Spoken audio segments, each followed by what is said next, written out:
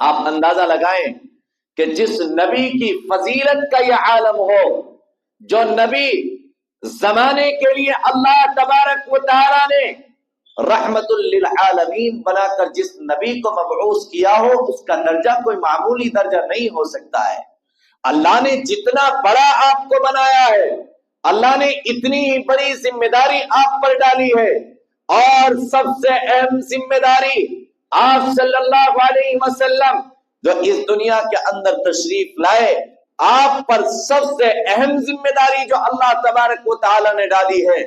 یزکیہم ویعلمہم الکتاب والحکمہ، سب سے پہلا کام اللہ تبارک و تعالی نے آپ پر یہ ڈالا ہے کہ آپ دنیا کے اندر لوگوں کے اخلاق کو درست کرنے کے لیے آئے تھے۔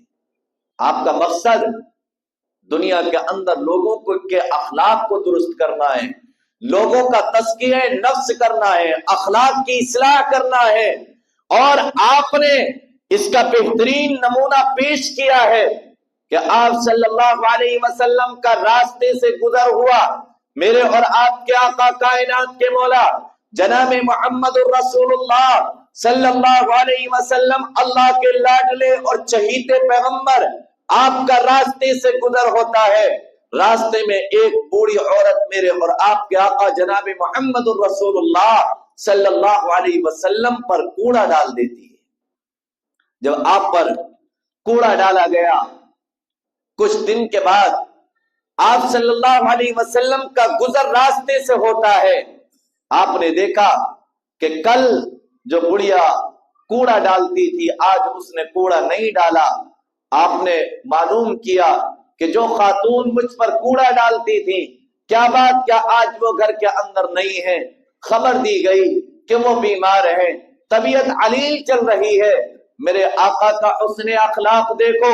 میں اور آپ ہوتے تو ہم بدلے پر اتر آتے، لیکن قربان جائیے محمد عربی صلی اللہ علیہ وسلم کی ذات اقدس پر، آپ نے اس بات کی پرواہ نہیں کی کہ یہ خاتون مجھ پر کوڑا ڈالتی ہے، میرے کپڑوں کو خراب کر دیتی ہے، اور نبوت پر کوڑا ڈالنا کوئی معمولی درجے کا جرم تو ہوتا نہیں ہے۔ یادا آقا علیہ الصلوۃ والسلام کو خبر ملی میرے اور آپ کے آقا کائنات کے مولا جناب محمد الرسول اللہ صلی اللہ علیہ وسلم اس خاتون کی عیادت کے لیے تشریف لے گئے۔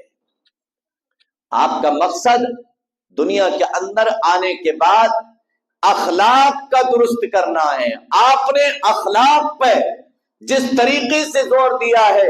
اور آپ غیروں کے ساتھ جو آپ کی جان کے دشمن ہیں، وہ لوگ جو آپ کے راستوں میں کانٹے بچھا دیا کرتے، وہ لوگ جو آپ صلی اللہ علیہ وسلم پر نماز کی حالت میں اونٹ کا اوج ڈال کر چلے جاتے، وہ لوگ جو آپ صلی اللہ علیہ وسلم نماز کی حالت میں ہیں، آپ نے اپنا سر سجدے کے اندر رکھا اور اسی حال کے اندر آپ کو صف کے اندر لپیٹ دیا کرتے تھے۔ کوئی آپ کو گالی دیتا، کوئی آپ کو مجنون کہتا، کوئی آپ کو ساحر کہتا، کوئی آپ کو دیوانہ کہتا، لیکن میرے نبی کا اخلاق یہ تھا کہ آپ سب سے خوش دلی کے ساتھ ملا کرتے تھے۔ کبھی آپ نے کسی کو برا بھلا نہیں کہا، کبھی آپ نے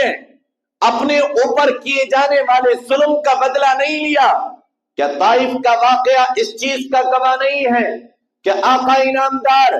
محمد عربی صلی اللہ علیہ وسلم پر جب انتہائی درجے کا ظلم مکے کے اندر ہوا، آپ کو ستایا جاتا، آپ پر اونٹ کا اوج ڈال دیا جاتا، آپ کو گالی دی جاتی، آپ کے راستے میں کانٹے بچھا دیے جاتے، میرے آقا جب تنگ آ گئے، آپ کی پریشانی بڑھتی چلی گئی، آپ نے سوچا کہ برابر میں جو مکہ کے قریب بستی ہے جسے طائف کے نام سے جانا جاتا ہے، آپ نے سوچا وہاں جا کر لوگوں کو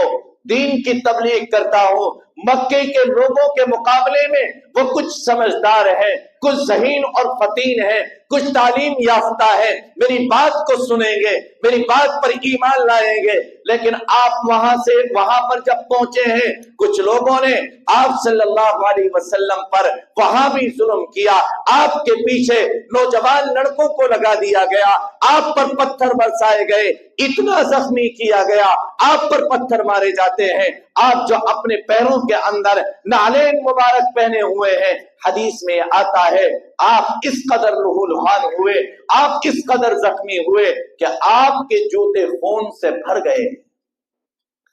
اس حال کے اندر نبی کریم صلی اللہ علیہ وسلم کے پاس حضرت جبرائیل علیہ السلام تشریف لائے اور آپ صلی اللہ علیہ وسلم سے کہا،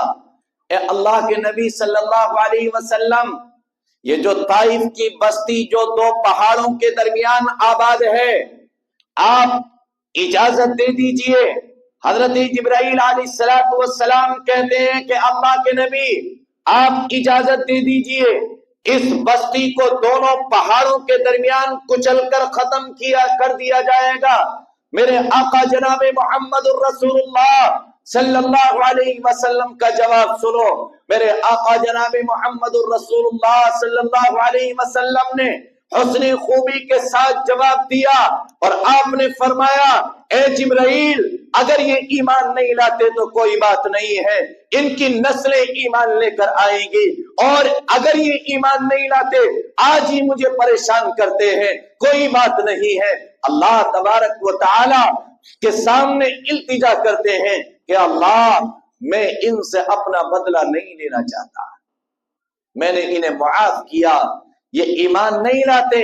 ان کی نسلیں ایمان لائیں گی۔ روایات میں آتا ہے کہ ہندوستان کی سرزمین پر جو ایک اللہ کی وحدانیت کا تصور، ایک اللہ کے معبود ہونے کا تصور جو ہندوستان کی سرزمین پر آیا ہے، وہ اسی طائف کی سرزمین پر، اسی طائف کی زمین سے اٹھنے والا ایک باشندہ ہے جو اس ملک ہندوستان کے اندر ایک اللہ کی وحدانیت کا اقرار لے کر ہمارے پاس تک آیا ہے۔